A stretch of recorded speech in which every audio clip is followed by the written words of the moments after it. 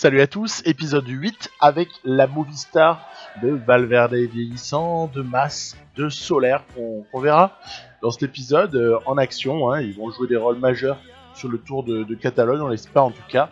Et puis voilà, on va évoquer aussi la suite de la saison avec la première classique de cette période-là qui compte vraiment, mais pas seulement. Après, je vous parlerai un petit peu de quelques projections là pour le Tour du Pays Basque, où je ferai voter là via les commentaires, puisqu'on a plus l'outil sondage, et puis on dira un petit mot du Giro et du Tour de France qui s'annonce dans pas si longtemps que ça. Voilà, donc à l'épisode précédent, c'était Tirreno Adriatico, sur lequel on avait cru un instant pouvoir accrocher peut-être le podium du classement général, et puis après c'est vrai que Primož Roglič étant très très fort, bon, pourquoi pas, et d'ailleurs c'est pas vraiment surprenant, mais non, mais le coup de Trafalgar était arrivé notamment à étape 6 déjà, dans la mesure 5 où on est dans l'incapacité de faire la moindre différence, quoi. Soler n'est pas un puncher, c'est tout. Voilà, il faut l'admettre une bonne fois pour toutes. Je ne peux pas espérer faire de différence avec Marc Soler comme je pouvais en faire avec d'autres. Voilà. Et donc la cerise sur le gâteau, c'est le plus 3 prévisionnel qui devient un moins 3. Et là, tu rentres à la maison et tu sors du top 5 et tu fermes ta bouche. Voilà, donc ça c'est fait. Et c'est pas grave, c'était une expérience. Nul doute qu'un de ces jours, on sera heureux de la même manière qu'on a été malheureux sur ce coup-là. En tout cas, moi j'y crois vachement.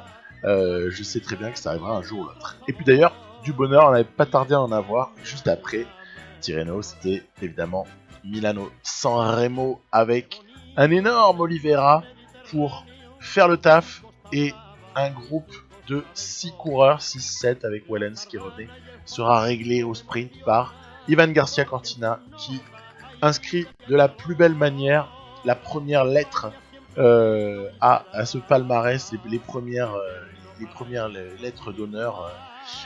Voilà, dans la foulée, 3 jours de Bruges-la-Panne, parce qu'on ne peut plus l'arrêter, le garçon. On verra si on peut l'arrêter sur le GPE 3, ce sera en fin d'épisode. Mais là, on s'occupe du Tour de Catalogne, profil 2017. Alors, il a une particularité. Vous aviez voté massivement sur Discord pour celui-là. Voilà, je l'ai fait. Et c'est ça qui est intéressant. Alors, autant la première étape, elle est assez lambda. On a l'habitude de cette étape-là, on la connaît bien. Autant l'étape 2, évidemment, c'est un contre-la-montre par équipe. Voilà. Et il est très long. Donc là, ça pose vraiment le truc.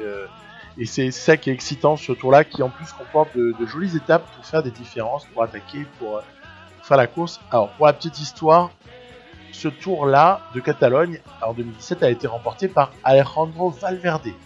Donc, et là, il est dans l'équipe, mais on se doute bien qu'il va pas peut-être jouer un rôle majeur. Vous savez, il y a ce petit Prieto, mon Colombien, là, le jeune Prieto, je crois beaucoup en lui. Et j'ai d'ailleurs choisi de l'envoyer en échappée. Il a un joli profil, à 19 ans, le gars. Voilà, je l'envoie en échappée. Et puis, je me suis un peu amusé. J'espère que ça vous déplaira pas trop.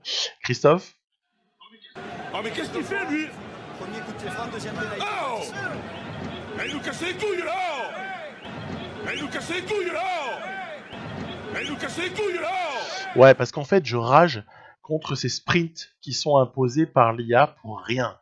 Alors, vous avez remarqué que je l'ai calé sur un sprint pour les points, pour le classement par points, pas pour le classement de la montagne, pour lequel je comprends qu'il y ait une certaine bataille.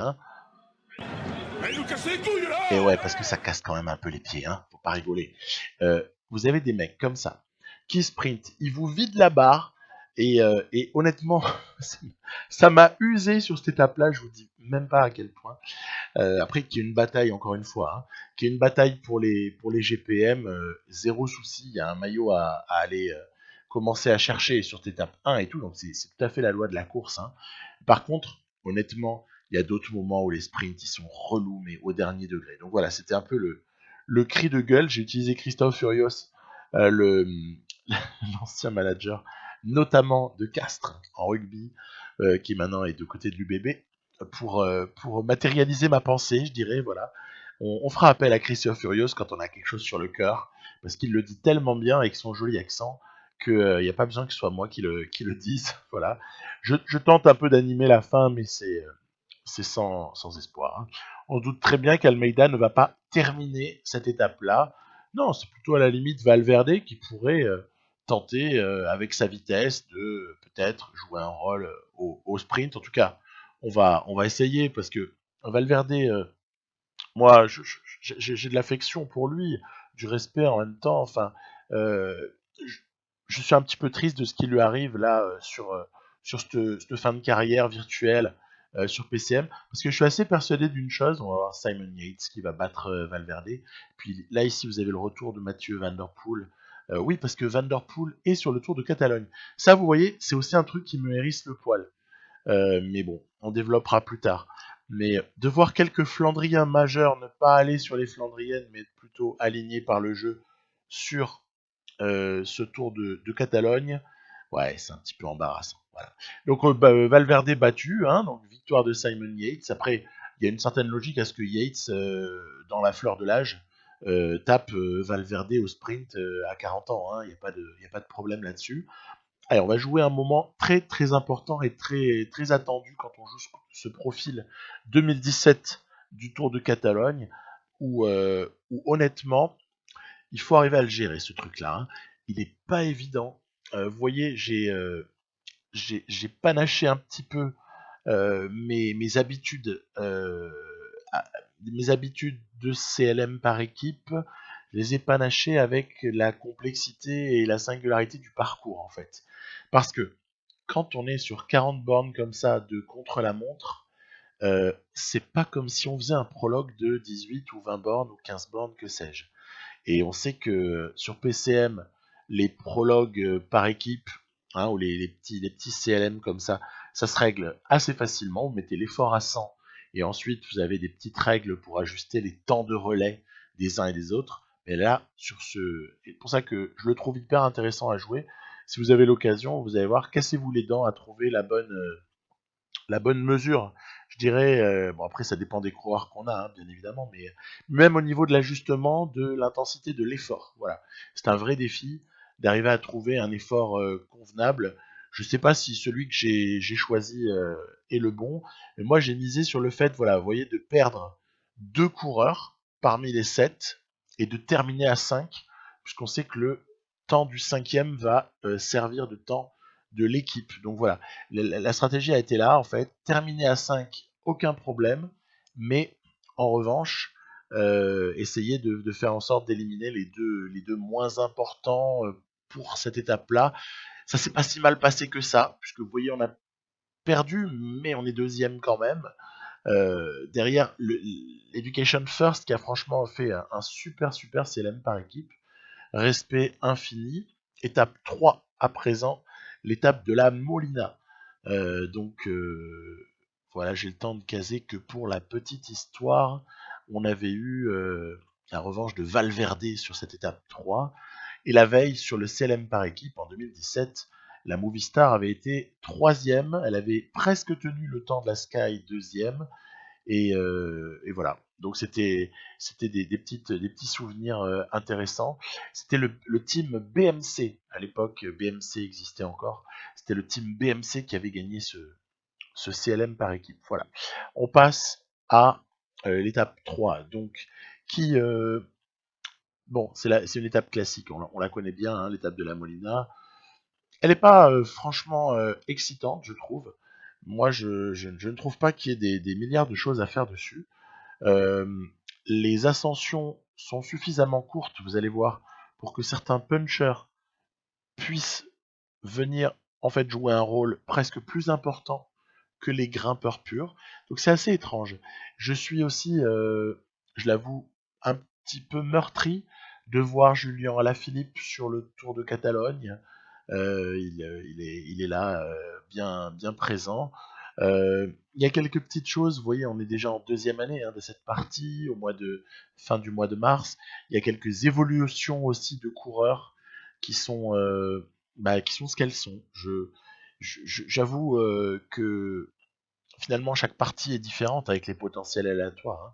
c'est pour ça que je l'active toujours, ce potentiel aléatoire. Mais vous voyez, par exemple, c'est une partie ici où Julien Alaphilippe va être assez performant ici sur la Molina. Peut-être plus que certains grimpeurs. Après, il y a aussi la question de qui est sous pic de forme ou pas, hein, bien évidemment, mais tout de même, c'est un petit peu surprenant. Encore ça passe largement. Quand je parlais d'évolution, par exemple, on a Pogacar qui est déjà à 22 ans, il est à 84 en vallon, 79 en montagne. Vous voyez, par exemple, ce sont des choses qui conditionnent la partie, quoi. Autant le savoir, parce que je suis pas sûr que dans toutes les parties, on va avoir au bout d'un an et demi Pogacar avec 84 en vallon, même si pourquoi pas, pourquoi ne pas l'envisager. Par contre, sa note en CLM, vous verrez à l'occasion, ses notes euh, est un petit peu étrange. Elle est peut-être sous-cotée. Voilà, il y a des petites choses comme ça. Bon, c'est comme ça. On a Quintana qui est parti un petit peu loin. On a Thibaut Pinot et Simon Yates notamment qui font un drôle d'effort. On a évidemment le porteur. Regardez Pinot. Pinot qui revient et qui coiffe au poteau l'ami Quintana, le malheureux Quintana sur ce coup-là. Simon Yates bel et bien présent. Martinez de la IF1, eh ben, mine de rien, il tient son rang. Hein. Et là, il n'y aura pas de temps imputé à Enric Mas. C'est très important puisque au final, il a terminé. On aurait pu compter une petite cassure, mais là, ça n'aura pas été le cas. Est-ce dû au fait que j'ai récupéré un variant ancien et que moi j'ignore, hein, je suis pas un fabricant de variants, donc je peux pas vous expliquer pourquoi l'écart n'a pas été comptabilisé. Probablement que la différence était trop faible entre les deux groupes de coureurs, celui d'une quinzaine qui franchit la ligne ensemble en gros, et celui qui est juste un petit peu derrière. Donc voilà, et après, certains auront peut-être les explications de cette question. En tout cas, pas d'écart de temps, c'est important parce que Mas est toujours sous pic de forme. Il a éventuellement un rôle à jouer si jamais quelque chose arrive à Solaire. Mais moi, je vais quand même jouer ce Tour de Catalogne pour Solaire. Hein. J'avais planifié la saison ainsi, savoir que Mas avait une première cible qui était Paris-Nice. Donc la cible a été atteinte.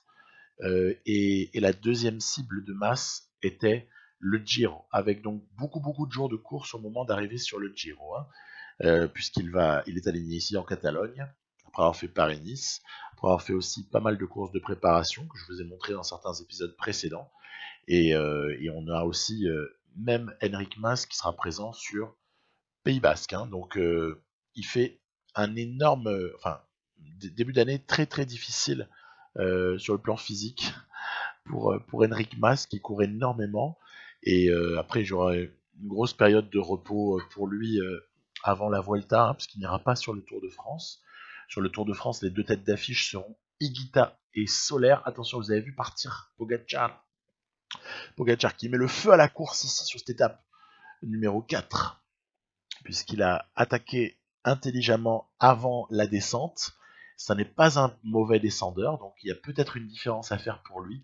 C'est dommage, j'ai Valverde qui a traîné un petit peu, sinon j'aurais aimé le caler dans une roue pour qu'il se mêle au sprint, puisqu'on sent venir quand même l'arrivée au sprint d'un petit groupe. Van Der Poel ultra favori, Julien Alaphilippe ultra favori également. Mais en fait, ça nous a un petit peu échappé, mais il y a quelqu'un d'Alpecin Phoenix qui est parti comme ça.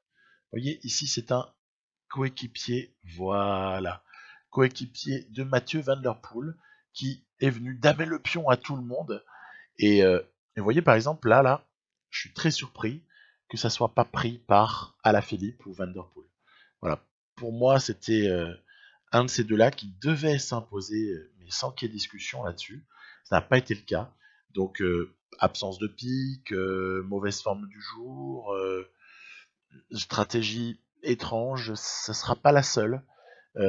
Éventuelle, voilà, je me pose des questions.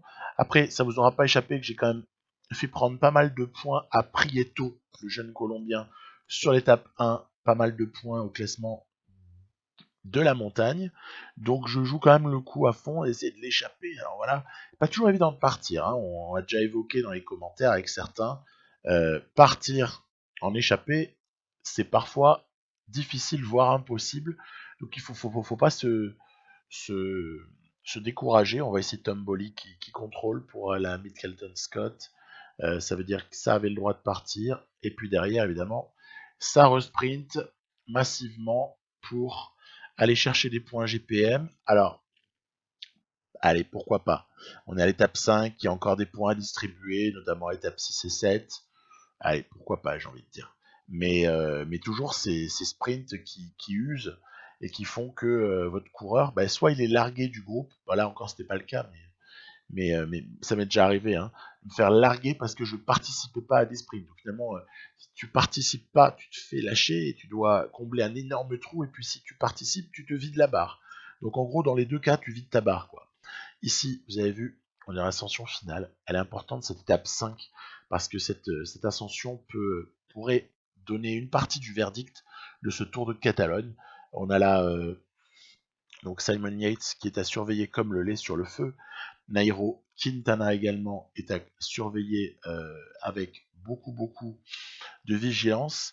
Cette étape-là avait été remportée par Alejandro Valverde devant Christopher Froome. Énorme, hein, quand même. Hein. Bon, je vous rassure, ce ne sera pas le cas là, déjà parce que Froome n'est pas là. Et puis en plus, Valverde, le pauvre, il en est plus à ce stade-là. Attaque de la Tour qui met le feu. Oh, Thibaut Pinot notamment qui s'est empressé de suivre. Quintana, Yates ne s'affole pas. Moi non plus, avec Almeida qui fait un drôle de boulot. Pour en parler de Almeida. Ensuite, c'est Mas qui est évidemment envoyé au charbon pour essayer de mettre Solaire sur orbite. Voilà, on est bien replacé ici. Il n'y a pas de problème. Il y a des gens qui commenceraient limite à être en défaillance. Martinez notamment a lâché déjà. Oh là là, Yates n'a pas l'air dans une mauvaise forme du tout. Au contraire, Pinot est en train de lâcher quelque peu. 3 hommes vont peut-être se disputer la victoire. Quintana, Yates, Solaire qui va l'emporter. Là, je rabats Mas pour créer un écart sur Pinot. Pinot n'est pas très loin au général. Pour ça, je veux pas que Pinot reprenne Solaire, quitte à perdre du temps avec Mas, je m'en fiche. Toutefois, c'est Quintana en fait qui va s'imposer assez monstrueusement au sommet devant Yates et l'ami Solaire. Voilà. Et il y a un petit écart par contre là qui va être comptabilisé, vous avez vu. C'est quand même un gros écart, hein, 30 secondes, c'est pas mal. Ça nous fait évoluer le classement général qui est à 3 secondes d'écart pour Yates. 3 secondes d'avance pour Yates au matin d'une étape 6 sur laquelle je suis obligé de tenter le tout pour le tout parce que c'est pas sur l'étape 7 qu'on va faire la moindre différence. On a l'habitude de jouer l'étape 7 du Tour de Catalogne. Ça n'est pas une étape sur laquelle la moindre différence se fait. Toujours l'ami Prieto à l'avant, avec cette fois-ci une vraie idée derrière la tête de ma part. Attention, il y a là une étape importante, c'est cette étape 6. On va pas la galvauder celle-là. On a une bonne forme du jour pour la mise solaire. On a des possibilités, notamment aussi avec Almeida. N'oublions jamais le très précieux Carlos Verona. Hein, donc l'échappée est partie. Il semblerait que ça se stabilise. Après, ce qui va me faire un petit peu aussi râler, c'est que dès qu'il y a trop de coureurs qui partent, l'IA se remet à rouler derrière et ne laisse pas le champ à l'échapper. Et c'est ce qui va, par exemple, sur cette étape-là, jouer un mauvais rôle pour le futur de cette échappée, c'est-à-dire qu'elle va se faire rouler dessus et finalement... Oh mais qu'est-ce qu'il fait lui? Premier coup de pied franc, deuxième pénalité. Oh! Mais il nous casse les couilles là! Et ouais, Christophe, c'est toujours la même. Hein. Et là, je peux le dire vraiment, hein, parce que Amador n'avait aucun espoir de récupérer le maillot de grimpeur à la fin de ce Tour de Catalogne. Et il faut quand même qu'il nous mette à l'amende l'ami Prieto. Et honnêtement, encore une fois, mais quelle prise de tête. Refermons la page. Pourquoi est-ce que Bourman est-il en train de rouler? Ah, ok. Il roule donc pour Patrick Conrad. Moi, ça m'a surpris, hein. C'est pour ça que je suis allé voir vite le général. Je me suis dit, non, mais c'est quoi ce délire? Bourman qui roule pour quelqu'un sur Tour de Catalogne? Bref, admettons que Bourman soit moins en forme, à la limite, elle est encore un idiot utile qui a sprinté là. Admettons que Bourman soit moins en forme que Conrad, pourquoi pas, après tout. Ça peut Conrad a de belles notes, hein, donc pourquoi pas, on peut l'envisager, même si c'est un petit peu surprenant au prime abord. Allez, Ça continue à sprinter pour des clous, hein, juste pour nous embêter. Hein. Bref, c'est pas très grave. C'est pas très grave. Prieto est encore dans la course pour essayer de ramener ce maillot à poids. Le petit Prieto, j'ai juste un mini problème avec lui. À part ça, tous les voyants sont au vert, mais j'ai un mini problème avec lui. Il va attendre. Hein. Ça sert plus à rien maintenant parce qu'on a un plan pour la dernière ascension. On a un projet collectif. Prieto est quelqu'un qui est en disette. Le pauvre, il aimerait lancer sa saison avec une victoire.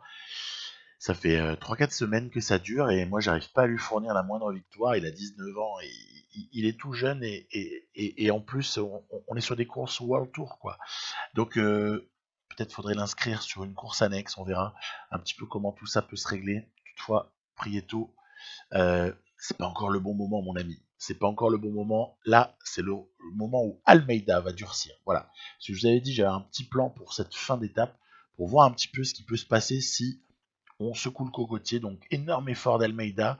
On a Mas également présent, on a Solaire calé confortablement, mais où est Simon Yates? Où est Simon Yates? N'aurait-il pas lâché éventuellement? Oui, il est en défaillance. Simon Yates en défaillance. Coup de théâtre sur ce Tour de Catalogne. Et du coup, je roule devant. Je roule à blinde avec Mas, avec Almeida qui n'ont plus grand-chose dans le moteur. Mais dans quelques secondes également avec Solaire. Solaire va aussi mettre la main à la pâte. Vous avez vu comme le groupe est vachement restreint à l'avant.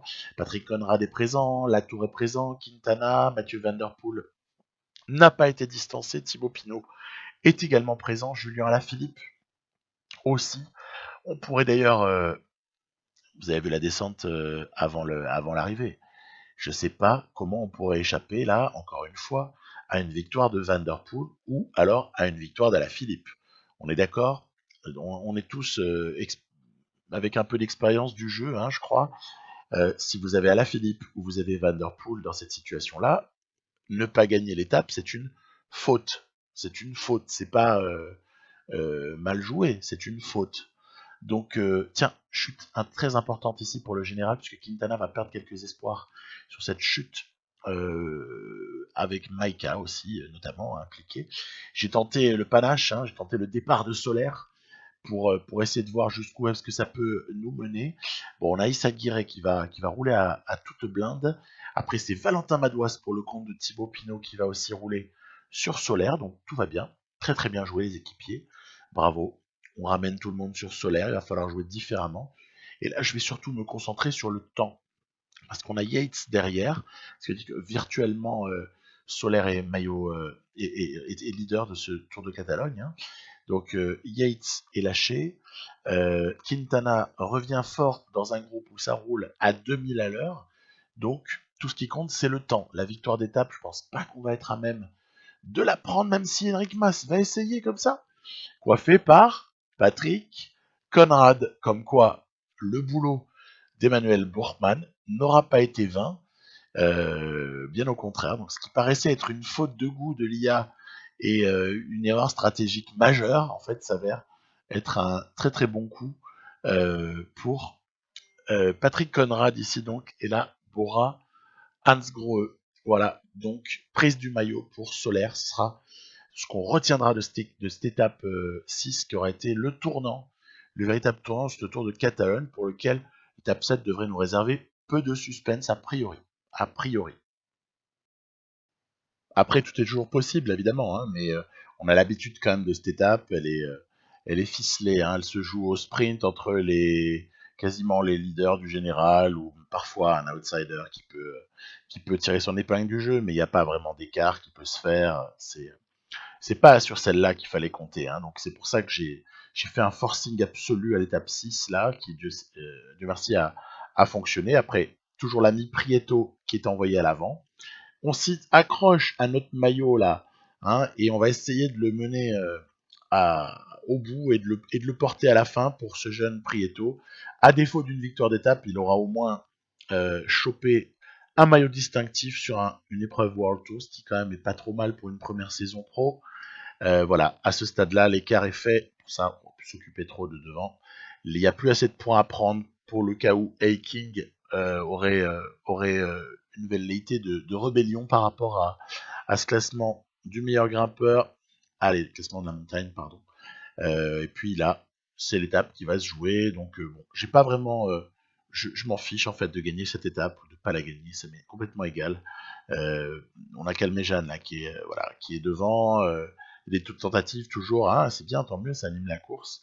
King, tiens, qui sort de sa boîte, mais c'est un petit peu tard.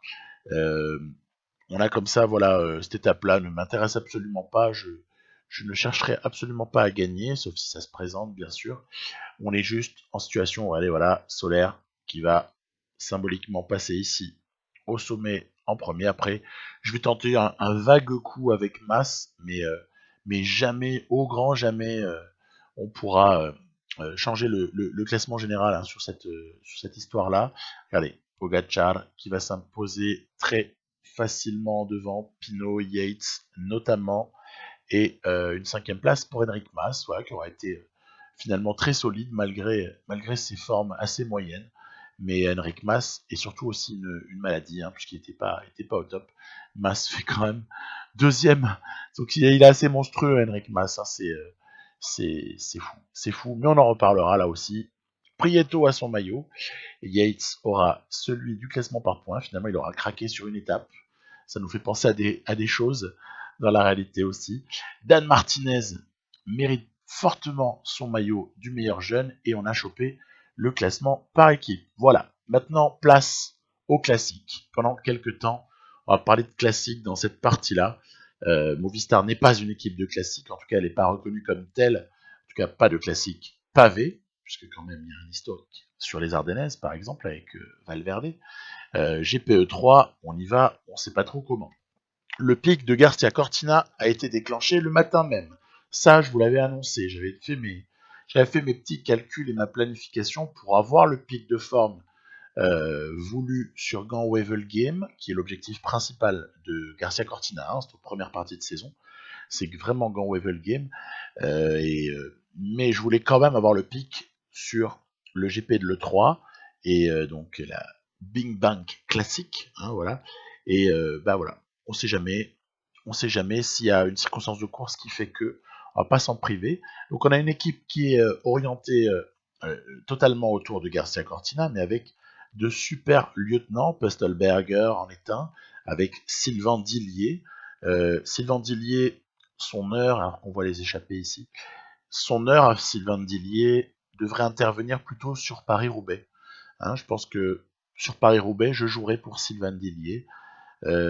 Sauf si on avait un truc exceptionnel du côté de Nowen ou du côté de Jacobs, que sais-je, ou même d'Oliveira, bref. On n'est pas à l'abri d'une surprise. Roulans n'est pas bien, il n'est pas dans la meilleure partie de sa carrière non plus. Donc à voir, mais a priori Dillier aura son heure plus tard. L'ami Oliveira, dès que je pourrai lui en caser une, je me gênerai pas. Mais voilà, tiens, malchance pour le jeune Nowen. On avait vu finalement dans cet épisode Prieto et Nowen, qui sont mes deux espoirs, mes deux jeunes espoirs les plus flagrants. Hein, Regen, il faut combler bien souvent le trou, il faut bien souvent le combler 2 fois hein, dans ces circonstances de course-là. On n'est pas non plus dans les derniers kilomètres, mais ça commence à être à surveiller. Ne surtout pas prendre de cassure, parce qu'à ce stade-là, ce serait totalement délirant. Puis vous avez cet enchaînement Paterberg, Vieux Quarmont, qui est inversé par rapport au Tour des Flandres. Hein. Donc intéressant toujours. Paterberg, je vois que personne ne cherche réellement. On aperçoit Dylan Van Baarle devant, mais il est en bout de course. Hein. Il constituait une partie de l'échappée, donc on n'a pas trop peur de lui, il va se faire reprendre, il n'y a pas de problème.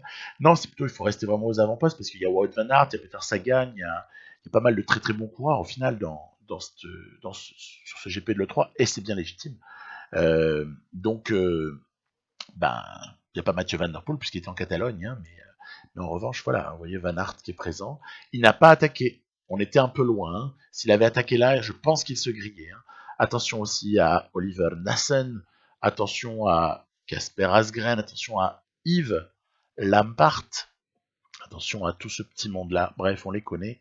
Tennyson est présent également pour supporter Wout van Aert, et on va quand même nous essayer, on est dans un bon jour en finale, hein, donc on va essayer de rester devant le plus longtemps possible. Le groupe réduit à très peu d'hommes ici, donc Profitons-en, voir un petit peu ce qui peut se passer. Attention à Bob Youngles, mais on est pas mal. On est vraiment plus que pas mal. Ah tiens, c'est Van Avermaet qu'on a aussi aux avant-postes, ici avec Wout van Aert. On n'est pas dans une zone encore sur laquelle il y a trop à se méfier, parce que cette attaque de GVA, par exemple, vous voyez, elle est un peu vouée à l'échec. Je pense que ça va rouler dessus, mais on va quand même se méfier, hein, parce qu'après, si Nassen part avec, ça peut vite se transformer en coup gagnant. Hein. Donc Oliveira va avoir un rôle ici majeur, qui est de ramener tout le monde. Il est exceptionnel, Oliveira. Hein. Ramener tout le monde sur les 3 hommes qui avaient cru s'échapper. Voilà, on revient, il n'y a pas de problème. Donc, à partir de là, on est pas mal. Hein. Groupe d'un peu plus d'une dizaine de coureurs qui va être, voilà, il s'est regonflé. Attention, c'est la contre-attaque. Pour Youngles, Van Avermaet, la fin de course est excessivement nerveuse, mais c'est ce qu'on aime aussi. Attention, il y a des coups sur lesquels on peut y aller et des coups sur lesquels il ne faut pas y aller. Encore une fois, Oliveira qui va rouler comme c'est pas possible. Oliveira est vraiment exceptionnel. Hein. Je l'ai déjà dit, mais je le redis. Va ramener tout ça. J'ai calé quelqu'un dans la roue de Wout van Aert. Je pense que vous avez compris de qui il s'agit. Parce que je pense que Van Aert est le plus fort sur ce GP de l'E3. Et que si les choses arrivent au sprint, il ne faudra pas s'étonner si IGC essaye damer le pion. Tiens, on va essayer de devancer tout ça avec Garcia Cortina qui surprend tout son monde. Avec sa jolie note d'accélération, il va s'imposer après un travail très précieux des équipiers. On aura eu Garcia Cortina qui pique au bon moment pour une victoire pas très attendue, avouons-le. Donc voilà, bonne affaire ici. Je suis assez content d'avoir pris ce GP de l'E3. C'était pas du tout prévu. Van Aert, Sagan, Stuyven, Nassen, Van Mark, Gianni Moscon. Voilà, on peut pas dire que cette course a été méprisée par l'IA, bien au contraire. C'est pour Garcia Cortina. Génial, tant mieux. Ça n'empêche que l'objectif c'est Gand-Wevelgem. Un petit mot de planification. J'avais des petites choses qui étaient en plan, comme souvent, début avril ou fin mars, comme ça. C'est le moment de vérifier que tout va bien, de vérifier que certaines courbes de fatigue ne sont pas en train d'exploser, de vérifier que tout a été... on va pas se servir de l'adjoint. Hein. On va vérifier aussi qu'il y a le bon nombre de participants, qu'il y a un bon équilibre aussi au niveau de qui est inscrit à quel endroit. Se préparer aussi pour le Giro qui va suivre. Il y a des petits tours annexes pour donner des jours de course aux coureurs un petit peu moindres de cette équipe. Hein, donc voilà, vous voyez ici par exemple, on va aller sur Eschborn, Frankfurt avec Garcia Cortina. Après tout, il est peut-être capable de la prendre, même en petite forme, hein, sait-on jamais. On aperçoit ici quelle est l'équipe pour le Giro, donc orientée autour de Mas, sans surprise, et de Sergio Higuita, qu'on va voir sur Ardennaise. Hein, on l'attend très fort, Higuita, sur Flèche Wallonne et Liège. Et puis, un petit peu plus loin, il y aura évidemment ce Tour de France. Alors, on va parler profil très rapidement. Je prévois le 2020 pour cette partie. On va pas se prendre la tête. Je pense que le 2020, il y a beaucoup de choses à faire sur le Giro encore, avec cette équipe-là. C'est plus intéressant qu'avec Haru, par exemple. Hein. Même si on l'avait joué avec l'Auto Soudal, on peut à mon avis faire doublon, il n'y a pas de problème. Et puis sinon, le Tour de France, évidemment, 2020, j'ai hâte de jouer un Tour de France. J'ai toujours pas fait sur PCM 2020, je suis assez frustré de ne pas encore l'avoir fait. J'avais eu un petit questionnement aussi sur le 8e homme, c'était Pöstelberger, a priori, qui tient la corde devant Verona et devant l'ami Bettencourt, mais ça peut encore changer. S'il le faut, on voit des courbes qui sont plutôt annonciatrices de bonnes choses pour nous, puisque, vous voyez, Soler, c'est amusant. Si je retire le CLM de l'Espagne, voilà, le championnat d'Espagne, j'ai une moins bonne forme derrière. Normal, c'est un jour qui arrive sur une semaine à 0. Attention à la fatigue, mais ça peut aussi être une bonne opération d'être à 100% pendant tout le tour. Bref, voilà, il y a des petits ajustements. Il y a du Valverde juste avant, que j'emmènerai, hein, bien évidemment. Et puis il y a aussi l'ami Higuita qui va faire les 3 tours. Et ça, c'est intéressant. C'est toujours amusant comme défi de planification d'arriver à faire participer dans les meilleures conditions possibles quelqu'un aux 3 grands tours la même année. Voilà. Je ferai voter dans les commentaires pour le profil de Tour de Pays Basque que vous voulez voir prochainement dans un épisode futur de cette série. D'ici là, un petit aperçu. Vous voyez, on est blindé. On a tous nos mecs sous contrat, les majeurs en tout cas, à part Oliveira. Et puis la partie est plutôt pas mal lancée, puisqu'il y aura un peu d'argent même si on veut aller faire quelques folies ou pas. On verra. Objectif Gant Wevelgem très bientôt. Bye bye.